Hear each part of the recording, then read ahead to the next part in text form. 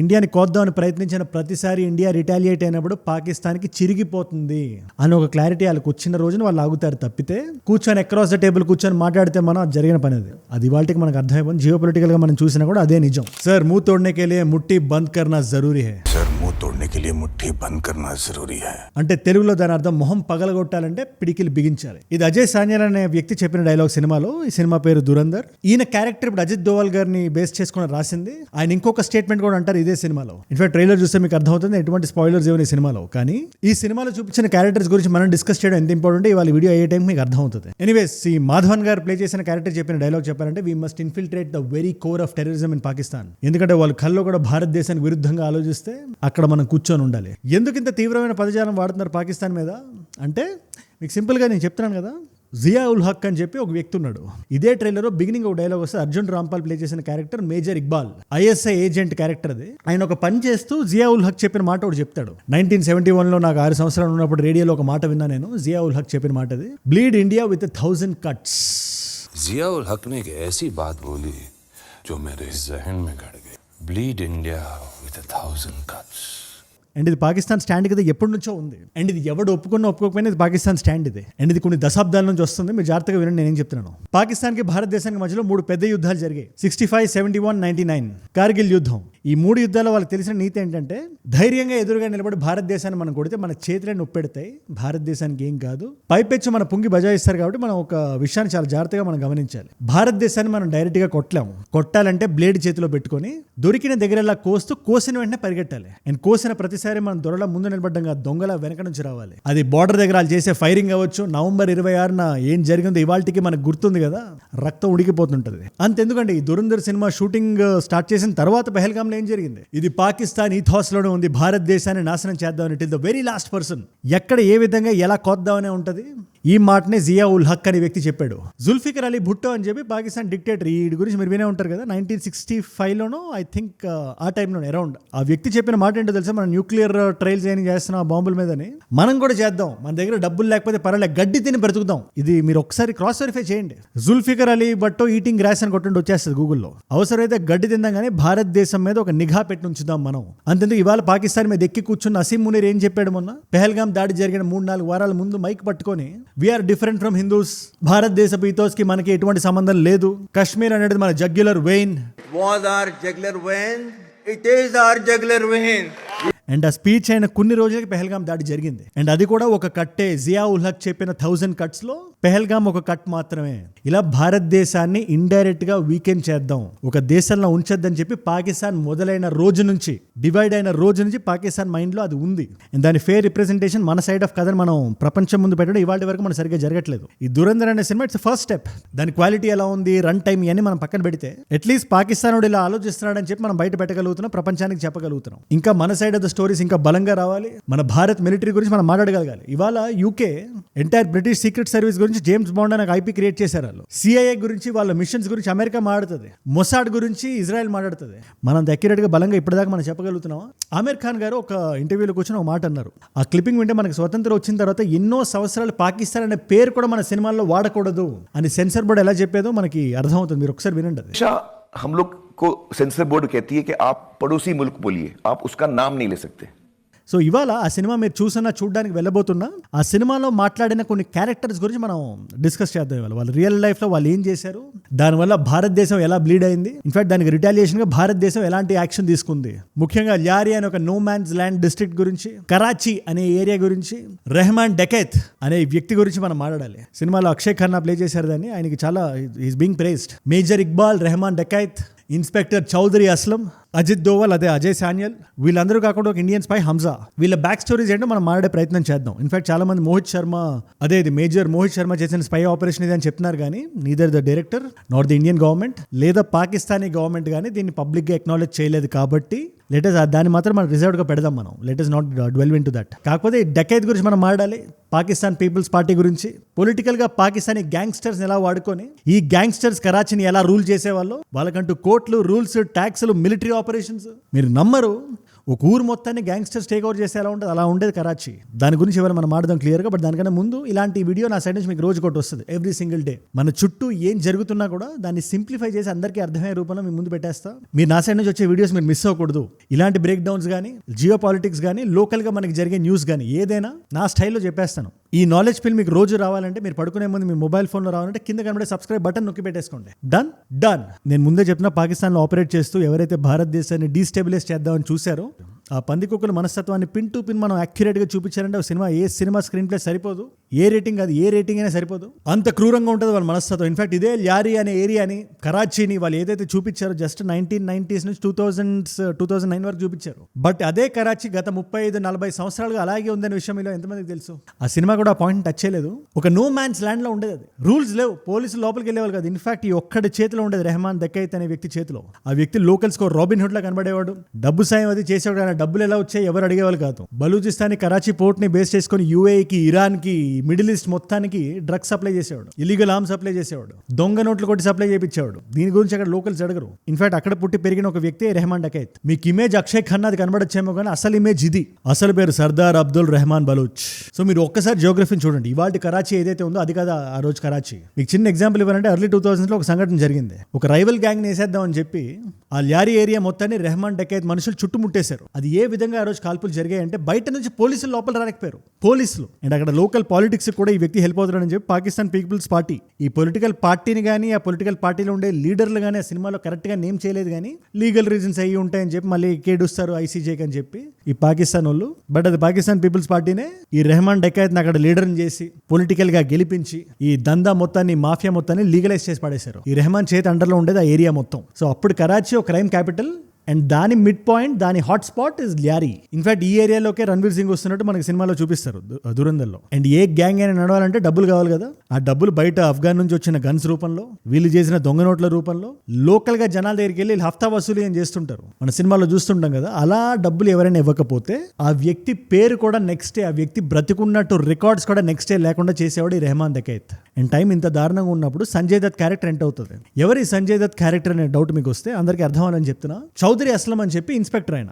And simple గా చెప్పాలంటే ఎటువంటి క్రైమ్ ఆ ఏరియాలో ఉండకూడదని చెప్పి నమ్మిన వ్యక్తి. రెహమాన్ డకైత్ కి యాంటీథీసిస్ అనుకోండి, నెమిసిస్ అనుకోండి. ఒక టైం అంతా చాలా చాలా చాలా చాలా ప్రయత్నించాడు. నువ్వు లీడర్ అయితే ఏంటి, సీఎం అయితే ఏంటి, నాకు అనవసరం అది. నువ్వు గ్యాంగ్స్ నడుపుతున్నావు, గ్యాంగ్స్టర్స్ ఉంటే ఊరు చెడిపోతుంది, ఊరు చెడిపోతే పోలీసులు వీక్ అన్నట్టు. కానీ నేను స్ట్రాంగ్ కాబట్టి అది జరగనివ్వను, నిన్ను ఓడకూడదా, నిన్ను చంపేస్తా. ఇది 1 పాయింట్ ఎజెండా కింద పెట్టుకున్నాడు ఈ చౌదరి అస్లం అనే వ్యక్తి. అప్పట్లో చాలా ఇంటర్వ్యూలు ఇచ్చి పేర్లు కూడా బయట చెప్పేవాడు. ఆ ధైర్యం కూడా ఆ టైంలో ఎవరు చేశారు కదా, రెహమాన్ అనే పేరు బయట చెప్పడానికి. అండ్ ఇదే సినిమాలో ఇంకో క్యారెక్టర్ ఉంది. ఆ క్యారెక్టర్ గురించి మీరు తెలుసుకుంటే పాకిస్తాన్ ఐఎస్ఐ భారతదేశాన్ని డీస్టెబిలైజ్ చేయడంలో ఎంత స్ట్రాంగ్ గా ఉంటుందో మీకు అర్థమవుతుంది. ఎంత అనెతికల్ గా ఐఎస్ఐ ఉంటుందో. కొన్ని సినిమాల్లో చూసినా నవ్వు వస్తుంటుంది. ఐఎస్ఐ రా ఏజెంట్స్ కలిపి ఆపరేషన్స్ చేస్తున్నట్టు చూపిస్తున్నారు కొన్ని హిందీ సినిమాల్లో. ఆ సినిమా పేర్లు కూడా అనవసరం, అప్రస్తుతం. కానీ ఇదే ఐఎస్ఐలో మేజర్ ఇక్బాల్ అని ఉంటాడు. డేవిడ్ హెడ్లీ గుర్తున్నాడు కదా. నవంబర్ 26 తర్వాత ఆయన పట్టుకుంటే లాజిస్టిక్స్ మనీ అంతా కలిపి రన్ చేసింది మేజర్ ఇక్బాలే అని చెప్పాడు కదా. ఆ ఇక్బాల్ పాకిస్తానీ అమెరికనేడు. ఈ డేవిడ్ హెడ్లీ అనే వ్యక్తి అమెరికన్ అనే ముసుగులో భారతదేశానికి ఆ టైంలో మల్టిపుల్ టైమ్స్ ట్రావెల్ చేసి ఈ అఘాయిత్యానికి వీళ్ళందరూ కలిపి పాల్పడ్డారు. వన్స్ ఇది జరిగిన తర్వాత ఇది ఐ నో ఇట్స్, దీన్ని ఎందుకు ఇంత క్విక్ గా స్కిమ్ చేస్తానంటే దాని గురించి మాడితే నేను కూడా భావోద్వేగాన్ని లోన్ అవుతా. ఆ రోజు ఏం జరిగిందో మనం. బట్ అది జరిగిన తర్వాత మన ఎక్స్టర్నల్ సెక్యూరిటీని చాలా బిగించాం మనం. అది ఎంత బిగించామంటే నేషనల్ ఇన్వెస్టిగేషన్ ఏజెన్సీ ఫామ్ అయింది. అది ఆ రోజు ఫామ్ అయింది. ఈ ఇయర్ మనం జ్యోతి మల్హోత్రాని వీళ్ళందరినీ పట్టుకోవడం గమనించాం కదా.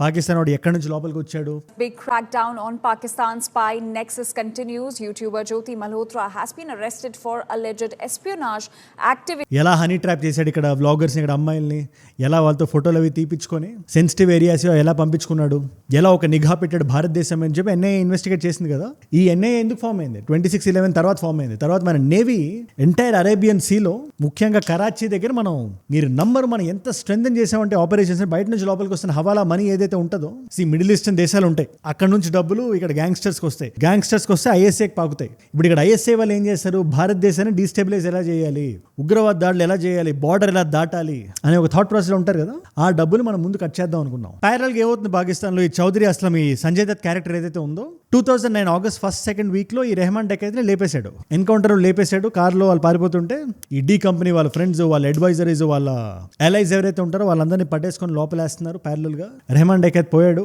ఇంకో 2 పందికొక్కులు పుట్టుకొచ్చారు. అందులో ఒకటి పేరు ఉజైర్ బలూచ్, ఇంకోటి పేరు బాబా లాడ్లా. ఈ ఉజైర్ బలూచ్ అనేవాడు కొంచెం పొలిటికల్ గా నెగోషియేట్ చేద్దాం, మాట్లాడదాం అనుకునే పందికొక్క అయితే ఈ పీపీపీతో చాలా దగ్గరగా ఉండేవాడు, సత్సంబంధాలు పెట్టుకుని ఉండేవాడు. బాబా లాడ్లా అనేవాడు కొంచెం అగ్రెసివ్ గా తుపాకులు అయి పట్టుకొని రోడ్ల మీదకి వచ్చేసి కొంచెం వైలెంట్ గా బిహేవ్ చేసే పందికొక్కు. అండ్ ఈ టైంకి పొలిటీషియన్స్ కూడా అర్థమైపోయింది. ఇన్ఫాక్ట్ పాకిస్తాన్ చేస్తున్న మోస్ట్ నీచమైన పని అదే కదా. ముందు జనాల్ని హార్బర్ చేస్తారు, రెడీ చేస్తారు, మనీ పంపింగ్ చేస్తారు, ఫండింగ్ చేస్తారు. అది పెరిగిపోయిన తర్వాత బయటకు వచ్చి ఏడుస్తారు, మాకు సంబంధం లేదు, మాకు ఉగ్రవాదం మా దేశంలో పెరిగిపోతుంది అని. ఎవడిచ్చాడు డబ్బులు నాకు అర్థం కావట్లేదు. ఎనీవేస్ పొలిటీషియన్స్ కానీ పొలిటికల్ పార్టీస్ కూడా వాళ్ళకి దూరంగా అవడం మొదలుపెట్టారు, ఎవరికి గ్యాంగ్స్టర్స్ మొత్తానికి, ఈకో సిస్టమ్ మొత్తానికి. రెహమాన్ పోయాడు, కొత్తగా 2 వచ్చారు మార్కెట్లోకి. ఒక పక్క భారతదేశం టైట్ చేస్తుంది, బిగిస్తుంది. అజిత్ డోవల్ లాంటి వ్యక్తి కూడా ఒక మాటను చాలా బలంగా నమ్మేవాడు. ఆయన ఏదో మన మీద వస్తే మనం రిటాలియేషన్ టాక్టిక్ లో ఉండకూడదు, we have to catch them off guard. వాడు ఊహించుకున్నప్పుడు మనం వెళ్ళి కొట్టాలి, ఎంత గట్టిగా కొట్టాలంటే నెక్స్ట్ టైం మనం కొడదామనే ఊహ కూడా ఆయన భయపెట్టాలి అనే ఒక థాట్ లో మనం చాలా అఫెన్స్ లోకి వెళ్ళిపోయాం మనం. ఇన్ఫాక్ట్ భారతదేశం ఇది బయటకు వచ్చి ఎప్పుడు అడ్మిట్ చేయదు, కానీ పాకిస్తాన్ గవర్నమెంట్ ఆఫ్ కోర్స్ అది ఇంటర్నల్ విక్టరీ అని చెప్పి కాలర్ ఎగరేసుకుంటుంది. ఏదైతే ఈ గ్యాంగ్స్టర్స్, ఈ మాబ్స్టర్స్ అందరినీ లేపేశారో, వారు కరాచీని జనాలు బ్రతికే ఒక సివిలైజేషన్ వాళ్ళు ఎలా అయితే మార్చారో అది మేమే చేసాం అనుకుంటారు, కానీ దీని వెనకాతల భారతదేశం ఉంది. అది ఎందుకంటే ఆ పందికొక్కులు అక్కడ బ్రతికితే, అవి బాగా బలుస్తే అవి మన మీదకి వస్తాయి, మన దేశం మీదకి వస్తాయి, మన ఇంటర్నల్ సెక్యూరిటీకి అది ఒక థ్రెట్. అది అందుకని మనం ప్రోయాక్టివ్గా డెసిషన్ మేకింగ్ చేసాం, యాక్షన్ చేసాం, ఇలాంటి స్పైస్ ఎంతో మందిని లోపల పంపించాం. అఫ్ కోర్స్ ఇది మోహిత్ శర్మ గారు కాదో మనకు తెలియదు, బట్ చాలా ఇంటర్నల్ ఆపరేషన్స్ భారతదేశం చేసిందని చెప్పి బయట చాలా మంది ఎక్స్పర్ట్స్ చెప్తుంటారు. In fact lord of geo political experts. ఎందుకంటే నిజంగా పాకిస్తాన్ ఆ విక్టరీ తెచ్చుకొని ఉంటే ఇవాళ పాకిస్తాన్ ఈ స్థితిలో, ఈ స్థాయిలో ఉండే ఛాన్సే లేదు. వాళ్ళకి అంత పలుకుబడి లేదు, అంత డబ్బు లేదు, అంత నియత్ కూడా లేదు. ఇన్ఫాక్ట్ 2009 నుంచి 2014 లోపల చాలా జరిగాయి. పాకిస్తాన్ ఏదైతే విక్టరీ క్లెయిమ్ చేసుకుంటుంటుందో, సింధు నుంచి ఒక స్పెషల్ ఫోర్స్ పెట్టారని, ఈ కరాచీ టీమ్స్, ఈ పోలీసులు అందరూ స్ట్రెంథెన్ అయ్యారని, అక్కడ గ్యాంగ్స్టర్స్ అందరినీ లేపేశారని, వాట్ ఎవర్. 2014 జనవరిలో ఈ చౌదరి అస్లం కూడా చనిపోయాడు. ఈ గ్యాంగ్స్ లో ఒకడు బాంబు తగిలించుకొని వచ్చి బాడీకి కార్ని గుద్దాడు, కార్లో ఉండే అస్లం చనిపోయాడు. ఆయన కరాచీలా మారడంలో పాకిస్తాన్లో ఎవరికో అంతో ఇంతో హ్యాండ్ ఉందంటే అది ఆ వ్యక్తికి, ఈ సంజయ్ దత్ ప్లే చేసిన వ్యక్తికి. ట్రైలర్లో జిన్ అని వస్తుంది చూడండి, వాళ్ళు హేట్ చేస్తారు ఆ గ్యాంగ్స్టర్స్ అందరూ ఈ సంజయ్ దత్ని చూస్తే. సంజయ్ దత్ అని వస్తుంది ఎందుకంటే మీ అందరికీ అర్థం అవ్వాలని. నిజానికి ఆయన పేరు చౌదరి అస్లం. అందుకే నేను ఒకటే నమ్ముతా, ఏ దేశాన్నైనా హేట్ మీద బిల్డ్ చేయకూడదు, పక్క దేశాన్ని లేపేద్దామని ఒక థాట్ మీద బిల్డ్ చేయకూడదు. సొంతగా స్వతహాగా ఏదైనా చేయాలని ఒక థాట్తో బిల్డ్ అవ్వాలి. అప్పుడే ఏదైనా సిటిజన్కి దేశం మీద ఎలిజియన్స్ ఎప్పుడు వస్తుంది. ఈ మట్టికి మన కథ అటాచ్ అయి ఉంది, జనరేషన్స్గా మనం వచ్చాం అనే ఒక థాట్ అటాచ్ అయితేనే కదా మనకి ఎలిజియన్స్ ఉంటుంది. భారతదేశం అంటే మనదే అని మనం ఎందుకు నమ్ముతాం?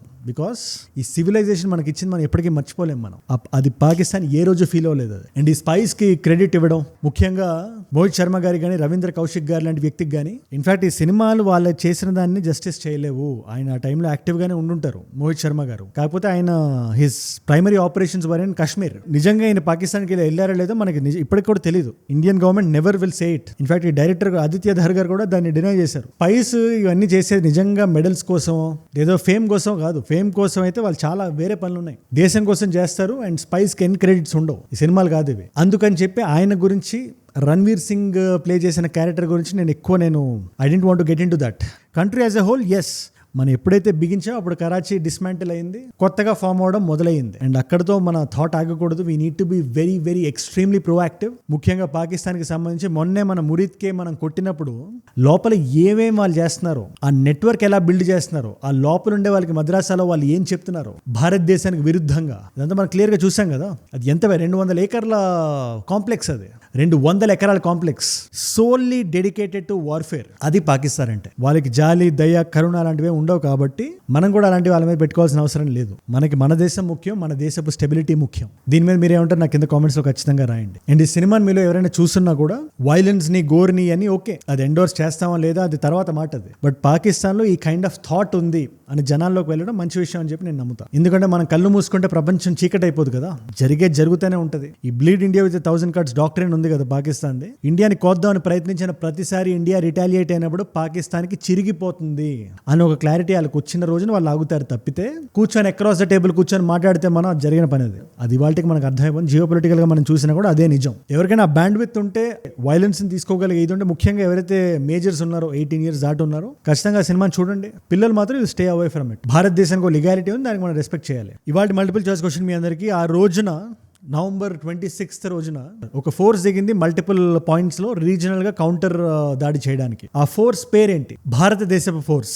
Option A is cobra, option B is MARCOS, option C is NSG, option D is Garud. ఈ సమాధానం తెలిస్తే కింద రండి, తెలుసుకుందాం అనుకుంటే ఇన్స్టాగ్రామ్కి వచ్చేసేయండి. అక్కడ అజయ్ ఫ్రమ్ ఏజుడ్ అని ఉంటుంది. అజయ్ ఫ్రమ్ అని రాస్తే it's verified profile, tick mark ఉంటుంది, 1+ million ఫాలోవర్స్ ఉంటారు. నేను అక్కడ ఎందుకు చెప్తున్నానంటే ఇలాంటి టాపిక్స్ మీద వీడియో చేయమని మీలో ఒకళ్ళు అక్కడ నాకు DM చేసిందే. అలా మీరు ఇస్తున్న టాపిక్స్ తోనే వీడియోస్ వస్తున్నాయి. ఇక్కడ you are being an active part of this channel. So అక్కడ మీరు డెఫినెట్ గా నేను చెప్పిన వీడియో రావాలి అనుకుంటే ఖచ్చితంగా ఇన్స్టాగ్రామ్కి వచ్చేసేయండి. నా లైఫ్ లో నా చుట్టూ ఏమైనా జరుగుతున్నా కూడా మీరు చూడొచ్చు. You can be a part of my life and ఒక close net, tight net community. And aged global and unfiltered అని చెప్పి మనకి 2 other ఛానల్స్ ఉన్నాయి. మీ నాన్ తెలుగు ఫ్రెండ్స్ కి ఈ కైండ్ ఆఫ్ వీడియోస్ మీరు షేర్ చేయాలన్నా, లేదా లైఫ్ స్టైల్ కాంటెంట్ మీరు కన్జ్యూమ్ చేయాలన్నా definitely check it out, support and subscribe. And మీరు ఇక్కడ దాకా ఈ వీడియోలో వచ్చారంటే నా వీడియోస్ మీకు నచ్చుతున్నాయని చెప్పి నేను నమ్ముతున్నాను.